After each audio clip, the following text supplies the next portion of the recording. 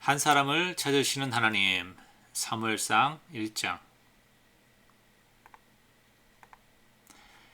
우리의 삶 가운데 어려움이 찾아올 때, 또 그 어려움, 그 고난이 이유를 알 수가 없을 때 우리는 하나님께 질문합니다. 하나님, 왜 나에게 이러한 고난과 어려움을 주십니까?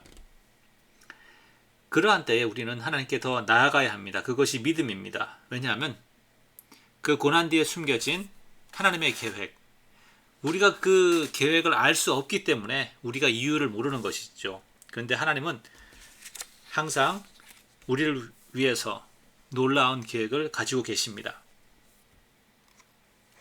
사무엘 1장의 말씀은 한나의 이야기로 시작을 합니다.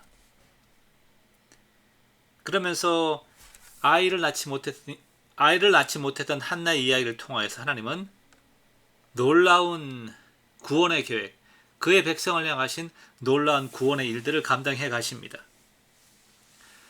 이렇게 보면 성경의 하나님의 구원 역사는 참으로 평범한 한 개인의 삶에서 시작되는 것을 볼 수가 있습니다.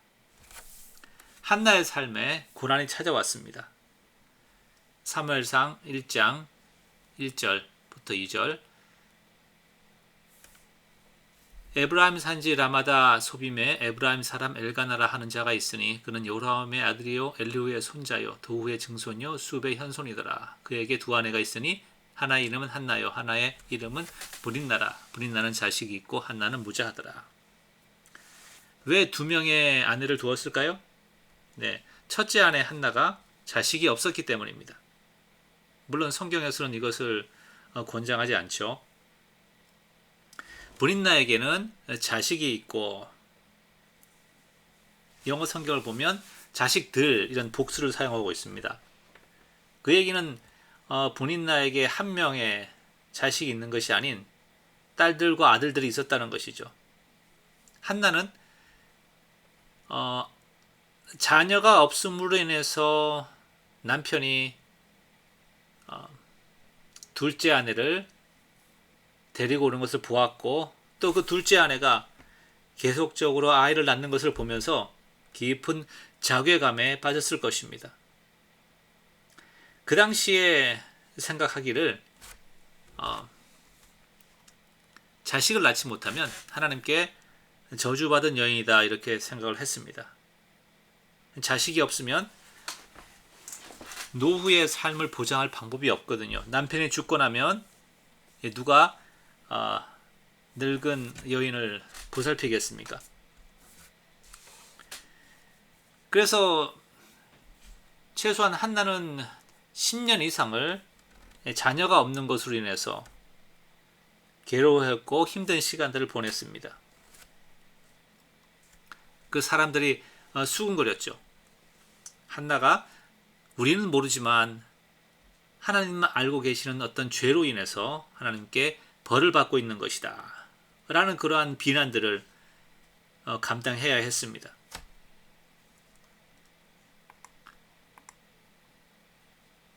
그래서 특별히 해마다 하나님의 성전에 장막이죠. 예, 그때는 장막이었으니까 하나님의 집에 올라갈 때마다 제사를 드리는데, 거기서 하나님께 기뻐하고 경배하고 찬양해야 할 그러한 제사 시간이, 그런 제사의 그 기회들이 한나에게는 너무나도 괴로운 시간이었습니다. 왜냐하면 하나님이 나에게 아이를 갖지 못한다고 하는 그러한 생각을 가지고 있었기 때문에 하나님께 나아가는 것이 힘들었고 또 원망스럽기도 했을 것입니다. 그리고 특별히 둘째 아내인 브린나가 한나를 너무나 격동하고 괴롭힌 것을 볼 수가 있습니다. 자, 그 이유를 보면 엘가나가 한나를 특별히 사랑해서 한나에게는 갑절을 주었다고 말하고 있습니다. 그러나 5절에 이렇게 말하죠. 여호와께서 그로 성태치 못하게 하시니 자식을 가지지 못하게 하셨다, 이렇게 말씀을 하고 있고요. 자, 브린나는 자기의 남편이 한나를 더 사랑하는 것을 보니까 기분이 좋지 않죠. 자기가 자식은 많이 낳았지만, 그래서 한나는 그를 이제 조롱하고 또 뭐 격동하였다 이런 말을 쓰는데요. 한나에게 말하기를 내가 죄를 지었기 때문에 하나님이 너를 성택지 못하게 하는 것이다. 이렇게 이제 지속적으로 한나를 괴롭히죠. 이것이 이제 하루 이틀이 아닌 매년 한나가 여호와 집에 올라갈 때마다 남편이 그같이 하매 한나를 더 편애하니까 분인나는 또 질투심에 또 그를 한나를 격동시키고 그래서 한나가 울고 먹지 아니하였다 이렇게 말합니다. 왜 하나님께서는 한나를 이러한 상황 가운데 두셨을까요? 그리고 특별히 5절 6절을 보면 여호와께서 그로 성태지 못하게 하심으로 라는 표현을 쓰고 있습니다. 네, 하나님은 왜 한나의 임신을 막으시는가? 네, 이 본문의 문자적인 내용을 보면 이렇게 질문을 할 수가 있습니다. 자, 그 당시의 배경을 한번 살펴보기를 원합니다. 하나님의 관점에서 그 당시에 어떠한 이스라엘 백성들이 어떤 영적 상황에 놓였는지, 이때는 사무엘이 태어나던 시기는 사사기 시대입니다. 이스라엘 역사에서 가장 어두운 시기였죠. 특별히 사사기에는 반복되는 죄의 패턴이 나옵니다. 이들이 죄를 지음으로 하나님이 옆에 있는 그런 원수들, 옆에 있는 나라에 이방 나라에 넘기시고 그들이 쳐들어와서 노략질하고 또 사람들을 죽이고 그때 이스라엘 백성이 부르짖죠. 하나님, 우리가 잘못했습니다. 도와주세요. 그때 하나님이 사사를 보내셔서 구원합니다. 그런데 사사가 죽은 후에 혹은 평화의 시기가 찾아오면 이들은 또다시 죄 가운데로 빠지게 되는 것이죠. 어렵고 문제가 있을 때 하나님을 찾고 아무 문제가 없고 평화로울 때 하나님을 찾지 않는 것. 바로 이것이 우리 안에 있는 또 반복되는 죄의 패턴이 될 수가 있고요. 또 영적으로 올라갔다가 내려갔다 하는 계속 그런 패턴을 반복하는 것이죠. 왜 그럴까요? 이유가 무엇일까요? 네, 사사기 저자는 마지막에 이렇게 말합니다. 그때는 왕이 없으므로 각 사람이 자기 속이는 옳은 대로 행하였더라. 하나님이 왕이심에도 불구하고 하나님을 왕으로 인정하기를 거부하였다는 것이죠. 그래서 자기가 원하는 대로 행하였다. 그리고 그들이 언제 하나님께 오죠? 돈이나 물질이 축복이 필요할 때만 하나님을 찾았고 하나님의 나라에 대해서는 열방을 구원하시려는 하나님의 그 계획에 대해서는 관심이 없던 것이죠. 그래서 이들은 죄의 덫에, 죄의 패턴에 빠질 수밖에 없던 것입니다. 자, 여러분도 우리 삶 가운데 하나님의 비전이 나의 삶의 목표가 되지 않으면 우리도 이렇게 반복되는 죄의 패턴에 갇힐 수밖에 없고 영적으로 성장하지 않습니다. 자, 이러한 영적인 암흑기에 하나님은 이제 새로운 구원의 역사를 계획하십니다. 왜냐하면 이러한 패턴에 갇혀 있으면 하나님께서 아브라함에게 하셨던 그 약속, 아브라함의 자손으로 말미암아 아브라함의 이름으로 말미암아 열방이 복을 얻을 것이라는 그 언약이 성취될 수 없기 때문이죠. 자, 하나님께서 새로운 구원의 역사를 계획하시고 이 새로운 구원의 역사를 위해서 하나님은 한 사람을 찾으신다는 것이죠. 2절과 3절을 비유해서 보면 브릿나에게는 자식들이 있고 한나에게는 없다. 있고 없다는 그런 표현들을 쓰고 있으면서 동시에 이제 3절 말씀을 보면 여호와께 엘리의 두 아들 홈리와 비느하스가 제사장으로 있었다. 이런 말을 씁니다. 자, 여기서 홈리와 비느하스를 언급하는 이유가 사실은 문맥상으로 보면 엉뚱합니다. 왜냐하면 이 가족의 이야기에 있어서 홈리와 비느하스 이름을 언급할 필요가 없거든요. 그런데 독자들은 알고 있습니다. 이들이 불량자라는 사실, 이들이 제사장이었지만 전혀 하나님을 섬기기에 적합하지 않은 제사장의 역할을 하기에 적합하지 않은 자들이었죠. 2장 12절에 이렇게 말합니다. 엘리의 아들들은 불량자라 여호와를 알지 아니하더라. 그러면서 이제 12절부터 쭉 이들의 죄를 얘기를 합니다. 그러면서 17절에 이렇게 말하죠. 이 소년들의 죄가 여호와 앞에 심히 금은 그들이 여호와의 제사를 멸시함이었더라. 자, 이스라엘 백성의 부흥과 영적 갱신을 위해서 하나님이 리더가 필요했고 한 사람이 필요했는데 지금 있는 홈리와 비누아스 제사장은 그 일을 전혀 감당할 수가 없다는 사실을. 자, 홈리와 비누아스가 제사장으로 있지만 하나님의 마음에 합한 자는 없더라. 이렇게 말할 수가 있죠. 자, 그래서 3장 1절에 이렇게 말합니다. 그 당시에 영적인 암흑기에 대해서 여호와의 말씀이 희귀하여 이상이 흔히 보이지 않았더라. 하나님께서 말씀하지 않으셨다는 것입니다. 더 이상 하나님과의 살아있는 영적인 교제가 없었다는 것이죠. 그래서 하나님은 하나님의 말씀을, 하나님의 인도하심을 나타낼 그 한 사람이 필요하였고, 또 한나는 아들이 필요했던 것입니다. 여기서 그 한 아들, 한 사람의 공통이 바로 사무엘이죠. 여기서 한나의 필요와 하나님의 필요가 만나는 것입니다. 자, 그래서 하나님께서는 고통을 통하여서 한나로 하여금 하나님의 필요를 보게 하시는 것이죠. 우리의 삶 가운데 고통이 있다면, 고난이 있다면 어쩌면 그것은 하나님께서 우리의 관심을 이 세상의 것에서 눈을 돌려서 하나님 나라를 바라보게 하시는 그건 하나님의 계획일 수 있는 것입니다. 그래서 한나는 어떻게 합니까? 오직 하나님 것 외에는, 오직 하나님 나라를 구하는 것 외에는 모든 것을 내려놓습니다. 나에게 아들을 주시면 내가 그 아들을 다시 바치겠습니다. 나의 노후가 보장이 되지 않는다 해도 괜찮습니다. 자, 11절.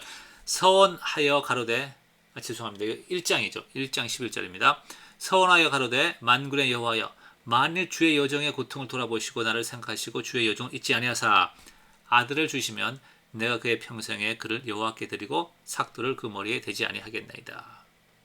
자, 아들을 달라고 원한 이유가 뭐죠? 네, 11절 앞에 있습니다. 주께서 나를 잊어버리지 아니하셨다는 사실, 나를 기억하신다는 사실을 확인해 주세요. 여전히 나를 사랑하시고 내가 자녀가 없는 여인으로서 멸시를 당하고 살지만 내 삶이 당신의 계획 안에 있다는 사실을 확인해 주세요. 이런 고백을 하는 거죠.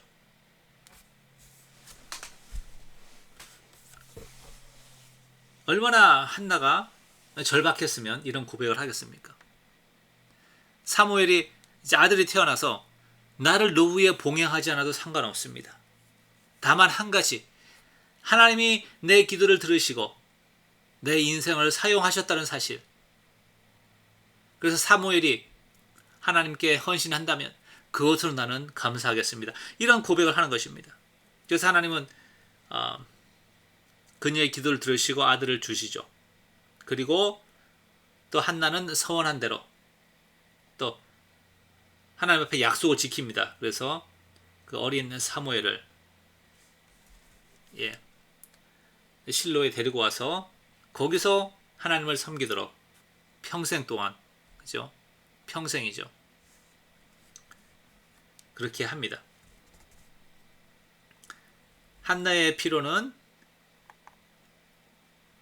사무엘의 출생을 통하여서 채워졌고, 또 하나님의 필요는 사무엘의 평생의 헌신을 통하여서 채우신 것이죠. 자, 이것이 바로 하나님의 한나의 고통 뒤에 숨겨진 하나님의 계획이었습니다. 자, 그리고 이 사무엘을 통해서 하나님은 놀라운 부흥을, 새로운 부흥의 역사를 경험하게 하십니다. 3장 1절 이렇게 하죠. 말씀이 희귀하여 이상이 보이지 않더라. 하나님의 말씀이, 하나님이 더 이상 그들에게 말씀하시지 않는 영적인 암흑기에 있었는데 사무엘을 통하여서 이제는 말씀이 회복됩니다. 사무엘이 자라매 여호와께서 그와 함께 계셔서 그 말로 하나도 땅에 떨어지지 않게 하시니 단에서부터 브엘세바까지 온 이스라엘이 사무엘은 여호와의 선지자로 세우심을 입은 줄 알았더라. 여호와께서 실로에서 다시 나타나시되 여호와께서 실로에서 여호와의 말씀으로 사무엘에게 자기를 나타내시니 사무엘 사는 동안에 이스라엘을 다스렸으되 해마다 베델과 길갈과 미스바를 순회하여 그 모든 곳에서 이스라엘을 다스렸고 영적 암흑기에 있던 이스라엘 백성들을 여호와의 말씀을 밝히 증거함으로써 광명한 천지로 나오게 한 것입니다. 우리가 여호와의 말씀을 하나님의 뜻을 이해할 때에 우리의 시선이 눈에 보이는 물질과 세상의 성공 너머에 있는 영원한 것들을 보게 되는 것이죠. 그래서 우리가 이 세상을 향한 어떠한 욕망들에 사로잡히지 않게 되는 것이고 그로 인해서 죄의 패턴에서 죄의 사슬에서 빠져나올 수가 있는 것입니다.